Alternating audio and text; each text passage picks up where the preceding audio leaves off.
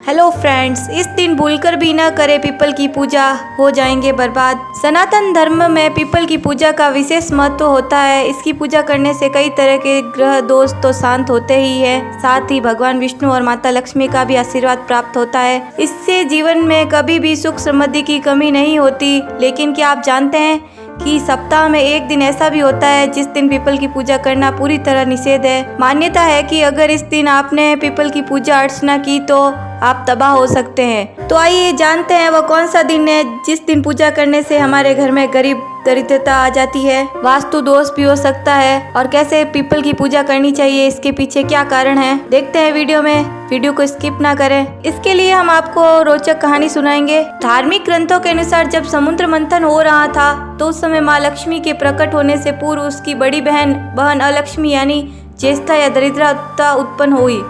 प्रकट होने के बाद दोनों बहनों के पास रहने का कोई निश्चित स्थान नहीं था। तब माँ लक्ष्मी और उनकी बड़ी बहन दरिद्रा भगवान विष्णु के पास गई और उससे बोली, जगत के पालनहार, कृपया हमें रहने को स्थान दे। तब भगवान विष्णु ने कहा, आप दोनों पीपल के वृक्ष पर वास करें। इसके बाद दोनों बहनें पीपल के वृक्ष में रहने लगी। लेकिन जब भगवान विष्णु ने माँ लक्ष्मी से विवाह करना चाहा तो लक्ष्मी माता ने यह कहते हुए टालमटोल किया कि बड़ी बहन दरिद्रा का विवाह नहीं हुआ है, उनके विवाह के उपरांत ही वह विवाह कर सकती है। तब भगवान विष्णु ने दरिद्रा से पूछा, कैसा वर पाना चाहती हो तुम, मुझे बताओ, मैं वैसा वर खोजता हूँ।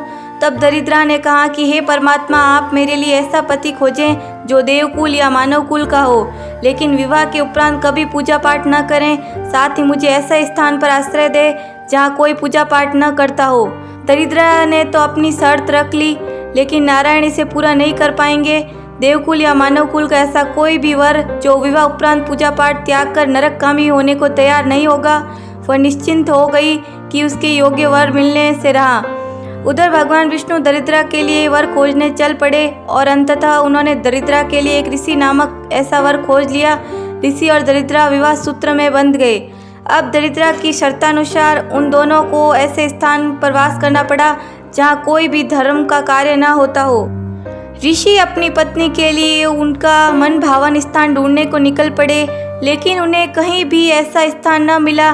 तब उन्हें यह सोचकर बड़ी लज्जा हुई कि वह अपनी पत्नी के लिए उसका मन भावन स्थान भी न खोज सके और फिर वह कभी नहीं लौटे। उधर लंबे समय तक अपने पति के न आने पर दरिद्रा उनके इंतजार में विलाप करने लगी। माँ लक्ष्मी को जैसे ही अपनी बहन के कष्ट का पता चला तो वह अत्यंत दुखी हो गई और भगवान विष्णु से कहा कि जब तक मेरी बहन की गृहस्थी न बस जाती मैं विवाह नहीं कर सकती। उन्होंने कहा कि मेरी बहन को ऐसा स्थान चाहिए जहाँ धर्म कार्य न होता हो।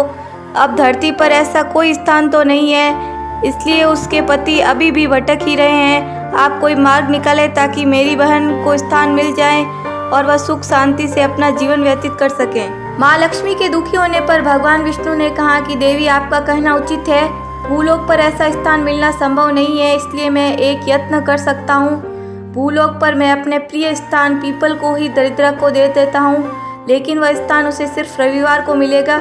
रविवार के दिन पीपल का त्याग कर दूंगा। मेरे साथ समस्त देवता भी रविवार को पीपल का त्याग कर देंगे। उस दिन पीपल पर दरिद्रा और उसके पति का पूर्ण अधिकार रहेगा। लक्ष्मी जी श्री हरि के सुझाए हुए उपाय से प्रसन्न हो गई। मान्यता है कि तब से ही रविवार को पीपल पर दरिद्रा व उसके पति का अधिपत्य होता है। रविवार के दिन सभी देवता पीपल के पेड़ से चले जाते हैं, इसलिए रविवार के दिन पीपल की पूजा वर्जित है।